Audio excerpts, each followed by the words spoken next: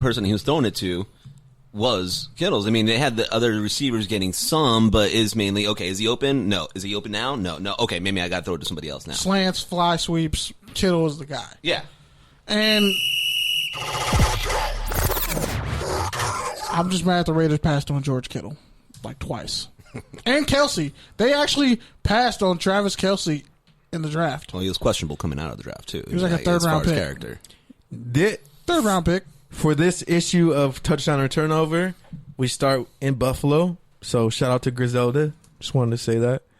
That was the most politest shout out to a rap key group. cloud chasing, but It really is. It really was. You can't name not one Benny the Butcher song. The Bills signed left tackle Deion Dawkins to a contract extension. The blindside protector got a 4-year deal worth $30 million and $34 million guaranteed. Is that a touchdown or a turnover for Buffalo? That's a touchdown. I mean, first they had Cordy Glenn, and they ended up getting Dawkins. Remember, who could have been a guard or a tackle? Yeah, we like didn't know what to expect from that, but it worked out. Yeah, did. And it's kind of just like Buffalo knows how to get good offensive linemen. They do. Also in Buffalo, the Bills signed head coach Sean McDermott to a multi-year contract extension. I believe I saw somewhere that it was like for 6 years. So is that a touchdown or a turnover for Buffalo? That's a touchdown. He's made them more relevant in the past, 4 years in our entire lifetime. And never forget that a black quarterback led them to the playoffs. I don't want people in Buffalo to ever forget that shit. Racist assholes. Next up, well, hopefully he doesn't get traded to Tennessee, but yeah. I got another thing. Like, why everybody's really like saucing up Herbert? Like, people just don't want Tyrod Taylor, and it's disrespectful. You sauced up Herbert.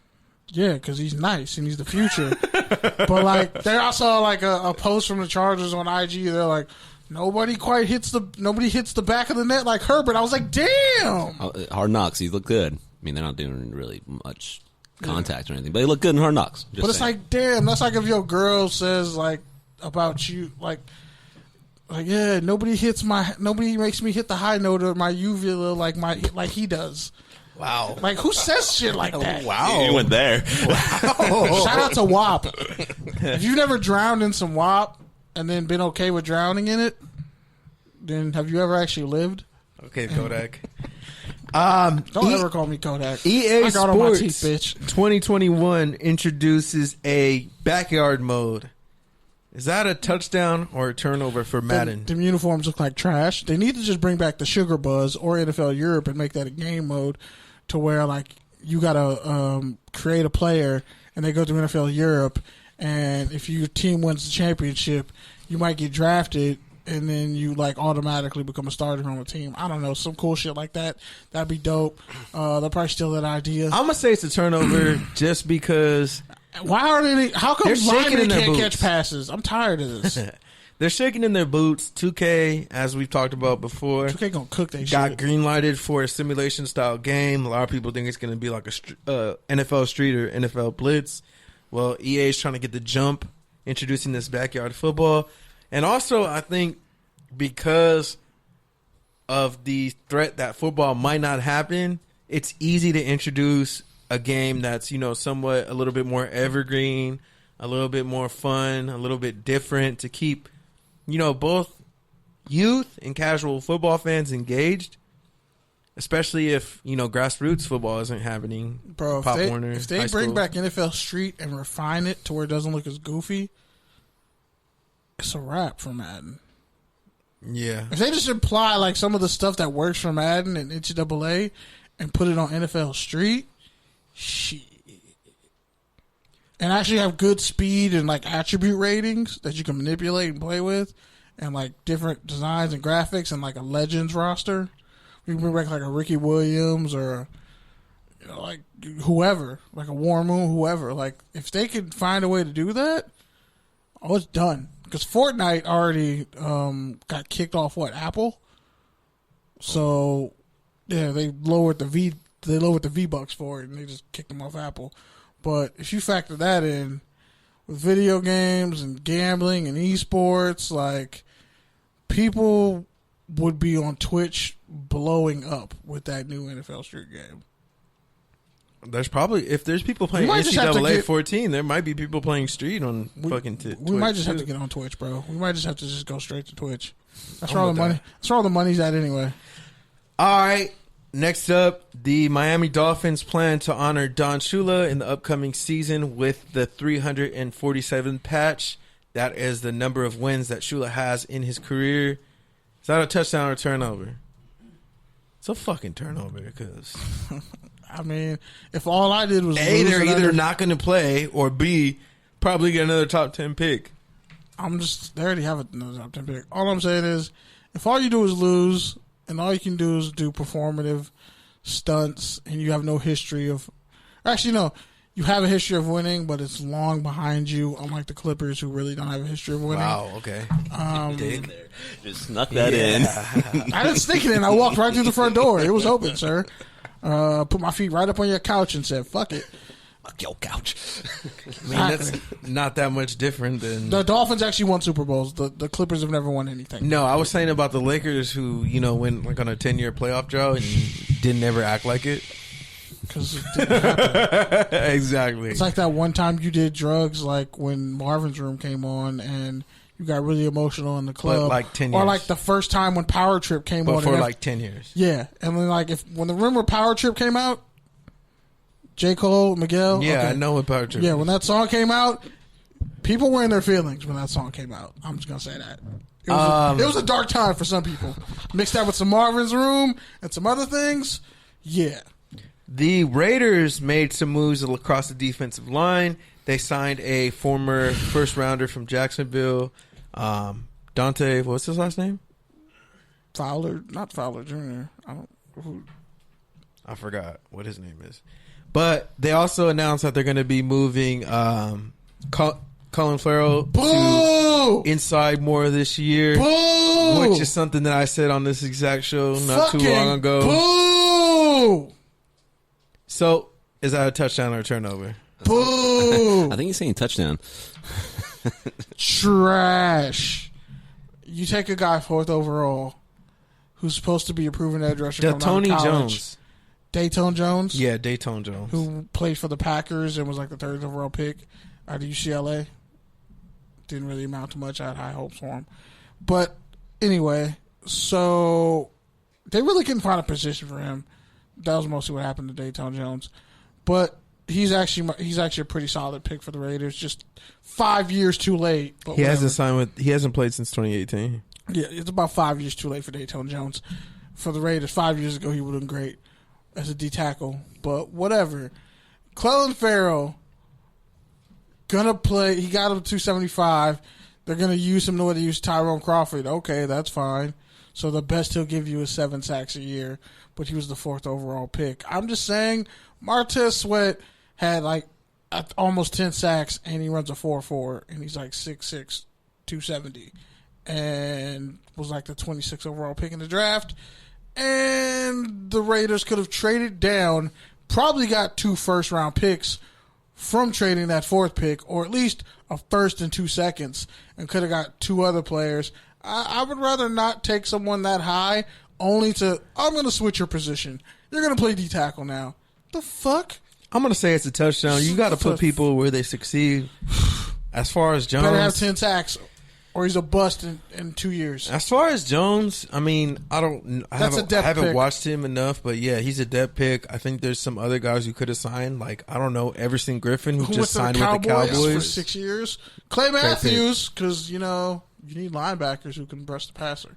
Which... By the way, the Griffin signing is a total touchdown because considering they kind of, Alden I don't Smith know. and Gregory are But they also researched Robert Quinn's last year, and Griffin could have a similar impact there. Yep. And they actually have solid linebackers. DeMarcus Lawrence, Everson Griffin. If you have linebackers who can eat up a lot of ground, all your pass rushers have to do is get upfield, pressure the QB. Who knows? Maybe Dallas might actually finally fucking put it together. They won't. Yeah, they won't. They won't. And All fuck right. Jerry Jones. He has a bunch of racial karma coming his way. The 49ers. And he's trying to let people into the stadium this year. Yeah, no, so he has so much old, rich, white billionaire karma coming his way. However, that yacht, I want it. It's true. the 49ers are without Deebo Samuel for an extended period of time. We talked about this. So they are bringing in Tavon Austin, Dante Moncrief, and J.J. Nelson to work out, potentially fill that void. Is that a touchdown or a turnover? That's a touchdown. One, that's a lot of speed, and two, that's one of the greatest college mixtapes, highlight tapes ever. And Tavon Austin, who's really just a gadget player, and his best years were really those first 3 years in St. Louis. He had a couple of punt returns for touchdowns. That's a bust. Reggie ain't a bust. Tavon's definitely a bust. But that's a whole nother story. I'm going to say it's a turnover. Moncrief is a good number 2-3 option. And who was the last person again? J.J. Nelson. J.J. Nelson, didn't he have like 1,000 yards receiving 1 year or 2 years? Yeah, it's like Arizona's number 4 or some shit like that. Yeah, so... And he played for the Raiders, too. But He ended up getting cut like mid-season. He had injuries, but I mean... I'm going to say it's a turnover only because, what's up with Dante Pettis? They've been trying to get him the fuck out of there since they drafted him. He got dirt on somebody, bro. He went to Washington. But he's still there. And he then got it's dirt on somebody. It's like they don't want him to play, but they don't want to get rid of him. They're not getting rid of him. So it's like... He's a second-round pick, bro. He's only in his third year. Didn't we say that about a couple people on this podcast in years past who probably got dirt on a coach or an organization and they haven't been cut? The same thing in the NBA. So you're saying he has a notebook that nobody's ever seen? He got, as Nas said, he got naked pictures of God or something. All right. Vance Joseph, former Denver Broncos head coach and Arizona Cardinals defensive coordinator. He got a raw deal as a head coach. Said he's trying to find playing time for all three inside linebackers, Isaiah Simmons, Devondre Campbell, and Jordan Hicks. He says he has some ideas, but he's keeping them close to the chest. Is that a touchdown or a turnover? It's a touchdown because all three are great coverage guys, mainly Hicks. But Simmons is really an outside linebacker. Yeah, he can play inside, but don't you want him covering ground? You'd rather have him rushing the passer? Yeah. I'd rather have him on the edge to where he's occupying space, or he can hop out in the slot. I don't want him in the middle of the field where pulling guards can get to him. I would want him out in space, and then Jordan Hicks or Devondre Campbell. We'll find something for y'all to do. I just hope they don't Hassan Reddick him. They probably will, because Hassan Reddick is still there. Well, I mean, Buda Baker, they were ready to toss him out, and he turned it around. That's what I'm saying. He was one of the best safeties in the league. Yeah, because they're trying to do that whole amoeba defense shit, which works if you're only going to have one nose tackle, or you just do the Madden thing, and it's the one. Shout out to Dan Williams.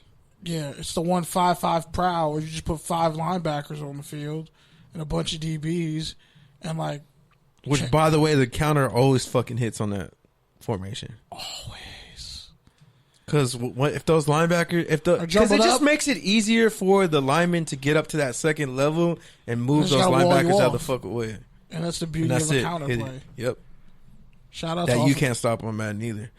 But I've stopped it every time. Bro, I remember one drive I literally just kept running counter against you, and then I ended up fumbling on some bullshit. Yeah, because I set you up, stupid. Yeah, okay. By giving me 88 running yards? Those are the only rush yards you had the whole game, though. Okay. All right, last one before we get to the rants. Dan Snyder reportedly is being pressured out by the minority owners amid all the controversies happening with the organization, from the logo to the sexual misconduct culture that was reported there. Is that a touchdown or a turnover, finally getting Dan Snyder the fuck out of here? I believe it when I see it. All the minority owners want to get him out. I don't even know who would buy the team. who do you replace so that doesn't happen again? Like, do you let Steve Ballmer in? Do you let Mark Zuckerberg in? Do you let